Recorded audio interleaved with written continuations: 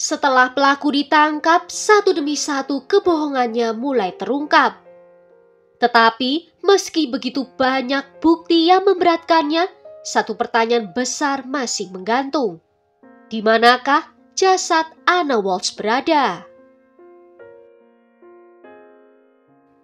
Anna Walsh adalah seorang ibu dari 3 orang anak berusia 37 tahun dari Cohasset, Massachusetts, Amerika Serikat. Dia adalah wanita yang sangat cantik dengan rambut coklat, mata coklat, kulit sawo matang, dan berbicara dengan aksen Eropa Timur. Anna adalah seorang penduduk asli Serbia yang datang ke Amerika Serikat di tahun 2005. Sebelum secara resmi tinggal di Amerika, dia bepergian bolak-balik antara Serbia dan Washington DC dengan visa kerja musim panas. Anna adalah seorang wanita yang sangat berorientasi pada karir. Dia memiliki kecerdasan tingkat tinggi. Dia multibahasa dan mampu berbicara tidak hanya bahasa Inggris dan Serbia, tetapi juga bahasa Prancis, Spanyol, dan Kroasia. Dia lulus dengan gelar sarjana di Universitas Belgrade di Serbia dan kemudian memperoleh gelar masternya dari Universitas Cornell Ivy League di New York. Anna bekerja sebagai manajer regional di perusahaan real estate ternama Tishman Speyer yang berlokasi di Washington DC. Dia bertanggung jawab mengelola properti dan operasi perusahaan di wilayah tersebut. Dengan pekerjaannya, Anna bisa menikmati hal-hal yang baik dalam hidupnya. Dia dapat bepergian ke seluruh dunia, mencoba restoran terbaik, bahkan menghadiri pesta kelas atas dan gala. Sebelum bekerja di bidang real estate, Anna bekerja di industri perhotelan. Dan di tahun 2008, saat bekerja di Whitley Hotel, Anna bertemu dengan Brian Walsh. Brian adalah anak dari seorang ahli bedah saraf yang ternama. Setelah pertemuan ini, mereka mulai menjalin hubungan. Mereka tetap bersama meskipun memiliki latar belakang yang berbeda. Anna saat itu sedang merintis karir di Amerika Serikat, sedangkan Brian berasal dari keluarga yang kaya raya. Brian tampaknya tertarik pada Anna yang cantik, bekerja keras, elegan, dan juga cerdas. Setelah menjalin hubungan, keduanya mulai saling mengenal lebih dalam. Anna memulai membangun karirnya dari industri perhotelan sampai dia pindah ke dunia real estate dengan dukungan dari Brian. Namun, hubungan mereka bukanlah tanpa rintangan. Brian dikenal punya kepribadian yang kompleks dan masa lalu yang rumit. Tetapi Anna percaya pada Brian dan tetap melanjutkan hubungan itu. Setelah beberapa tahun bersama, pasangan ini akhirnya menikah secara hukum di Amerika Serikat di tahun 2015. Lalu melakukan upacara keagamaan di Serbia pada tahun 2016 agar orang tua Anna bisa ikut hadir dalam perayaan tersebut. Upacara di Serbia sangatlah penting bagi Anna, karena dia sangat dekat dengan keluarganya di kampung halamannya. Setelah menikah, mereka tinggal di kawasan Cohasset, Massachusetts dan memiliki 3 orang anak laki-laki. Pernikahan mereka terlihat harmonis dari luar, namun di balik kisah cinta dan kesuksesan karir mereka, diam-diam mulai muncul ketegangan. Terutama saat Brian mulai terlibat dalam kasus hukum yang besar dan Anna mulai sering keluar kota untuk pekerjaannya. Sementara itu, Brian terus tinggal di rumah karena dia sedang menjalani tahanan rumah akibat kasus penipuan seni dan mengenakan monitor pergelangan kaki. Dia ketahuan menjual lukisan palsu dari Andy Warhol senilai ratusan ribu dolar Amerika. Dengan kejahatan ini, Brian menghadapi hukuman hingga 50 tahun penjara dan denda hingga 1 juta dolar Amerika. Anna tidak secara resmi ikut didakwa atau terlibat dalam skandal suaminya. Dia memutuskan untuk menulis surat ke pengadilan untuk memuji suaminya mengatakan kalau Brian adalah pria yang baik, suami yang baik, sekaligus ayah yang baik. Namun setelah kasus ini, Brian dituduh memalsukan surat wasiat ayahnya yang menyatakan dirinya sebagai satu-satunya ahli waris. Dalam versi surat wasiat yang diajukan oleh Brian, tidak ada orang lain yang mendapatkan bagian warisan, termasuk teman-teman atau keluarga yang dekat dengan ayahnya. Beberapa orang terdekat dari ayahnya mengatakan tidak mungkin hal itu terjadi, karena mereka tahu niat asli dari ayah Brian adalah membagikan harta warisannya ke beberapa orang. Pengadilan mencurigai Brian memalsukan tanda tangan dan dokumen hukum untuk mengambil alih aset secara sepihak. Dan dia memindahkan aset sebelum proses hukum warisan itu selesai. Pernikahan Anna dan Brian dipenuhi dengan kontrol, kebohongan, dan dugaan manipulasi dari pihak Brian. Ditambah saat itu Brian sedang dalam pengawasan hukum, membuat Anna menjadi satu-satunya pencari nafkah. Dinamika ini membuat hubungan mereka menjadi tidak seimbang. Hubungan mereka mulai timbul keretakan dan Anna mulai berpikir ingin mengakhiri pernikahan mereka. Anna sempat menghubungi temannya dan mengutarakan keinginannya untuk memulai hidup baru, dan juga dia merasa tidak aman berada di dalam rumahnya sendiri. Anna sangat aktif di media sosial. Dia sering membagikan pesan-pesan yang inspiratif, aktivitas sehari-harinya, dan perjalanannya di Instagram. Bukan rahasia lagi bahwa Anna menjalani kehidupan yang sangat sosial dan dia menikmatinya. Namun, semua media sosialnya menjadi sunyi pada hari tahun baru dan tidak aktif lagi sejak hari itu. Pada hari Rabu di tanggal 4 Januari 2023, polisi menerima panggilan telepon dari atasannya Anna. Anna menghilang dan sudah tidak muncul untuk bekerja selama 3 hari yang menurut atasannya tidak pernah dia lakukan sebelumnya. Setelahnya, Brian juga melaporkan hal yang sama. Dia mengatakan kalau terakhir kali melihat Anna di hari tahun baru di antara pukul 4 hingga 5 pagi. Saat itu Anna akan pergi ke bandara untuk melakukan penerbangan ke Washington. Dari pernyataan Brian ini dapat disimpulkan kalau Brian menunggu selama 3 hari untuk melaporkan hilangnya istrinya. Namun setelah penyelidikan lebih lanjut dengan semua maskapai, Anna diketahui tidak naik pesawat sama sekali selama jangka waktu itu. Ketika petugas dari Departemen Kepolisian Metropolitan menggeledah townhouse di Washington, mereka tidak menemukan adanya tanda-tanda Anna di sana. Detektif menyatakan ponsel Anna telah mati sejak tanggal 1 Januari dan bahwa kartu kredit dan kartu debitnya juga tidak aktif sejak hari itu. Namun detektif sempat mengetahui bahwa sinyal ponselnya tertangkap di area rumahnya pada tanggal 1 dan 2 Januari.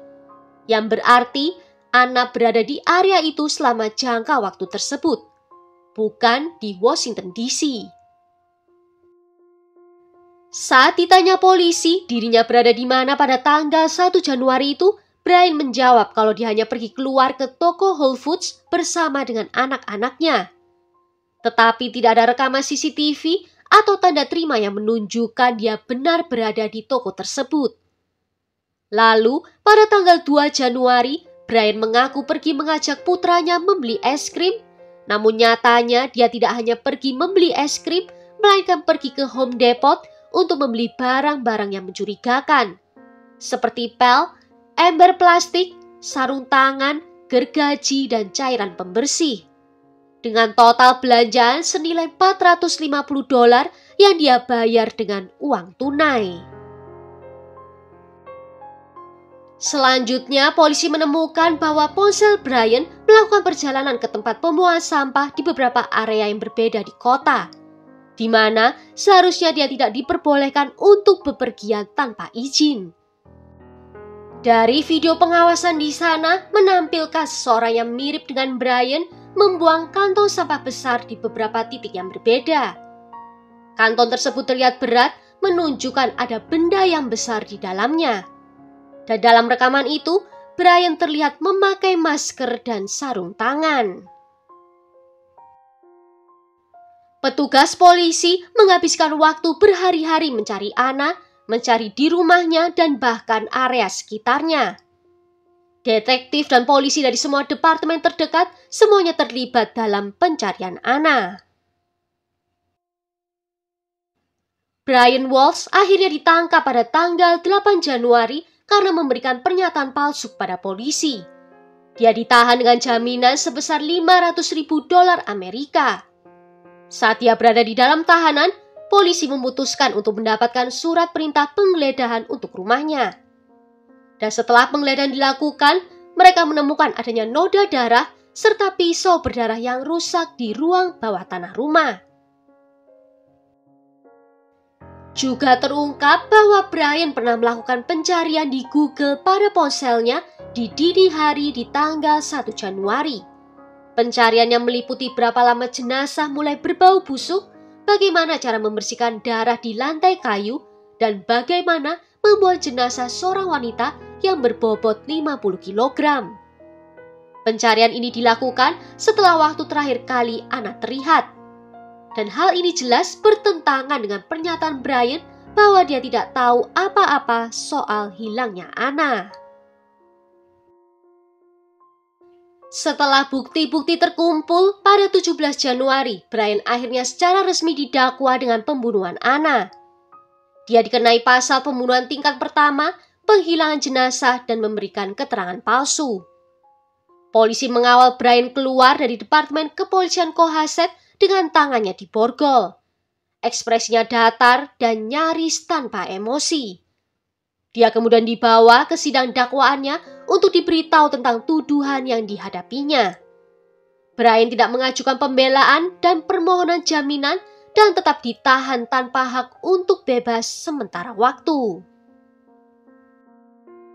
Setelah penangkapan Brian, kasus ini berkembang menjadi salah satu sorotan nasional di Amerika karena banyaknya bukti yang mencengangkan, ketegangan hukum, dan fakta bahwa hingga saat ini jasad Anna masih belum ditemukan. Penyelidikan mengungkap bahwa motif Brian adalah Brian sedang menghadapi masalah finansial yang serius dan sedang diperiksa oleh FBI. Ditambah masalah pernikahannya di mana Anna sedang berencana untuk menceraikannya. Sidang berikutnya dilakukan pada tanggal 9 Februari. Pembelaan tidak bersalah diajukan atas nama Brian dan dia muncul di pengadilan dan berbicara hanya sebentar untuk mengatakan bahwa dia memahami dakwaan tersebut.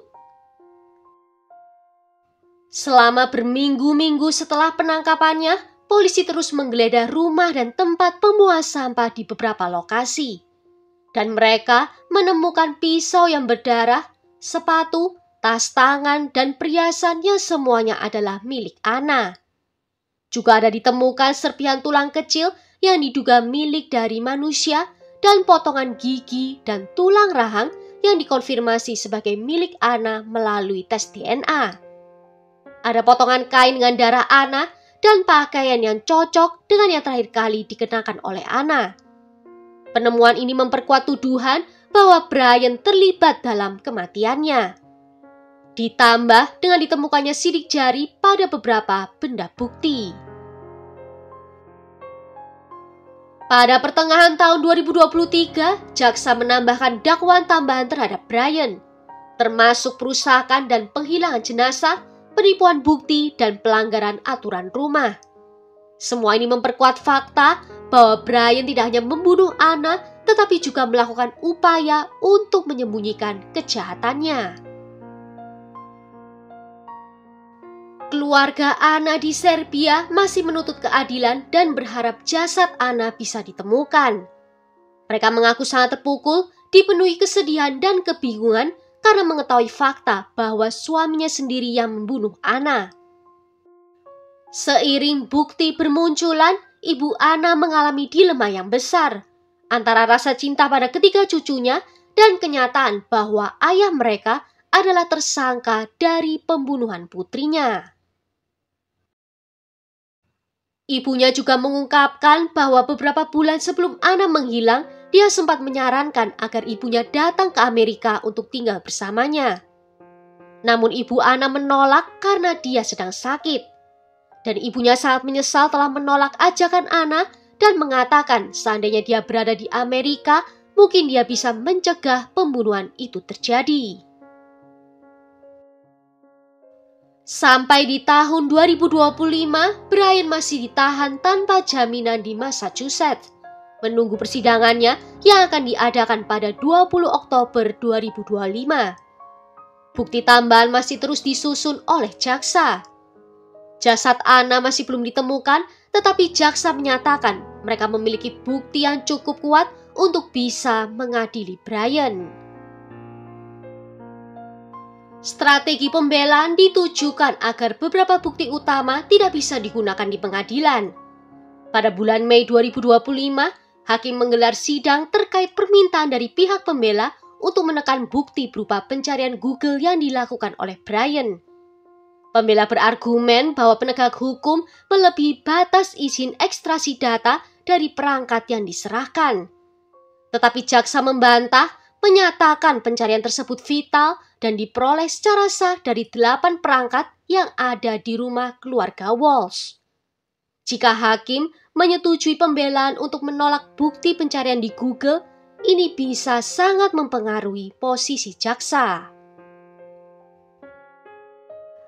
Walaupun tidak secara eksplisit tertulis dalam dakwaan bahwa jenazah Anna dipotong, semua bukti fisik dan digital yang ditemukan sangatlah kuat mengarah ke kemungkinan tersebut.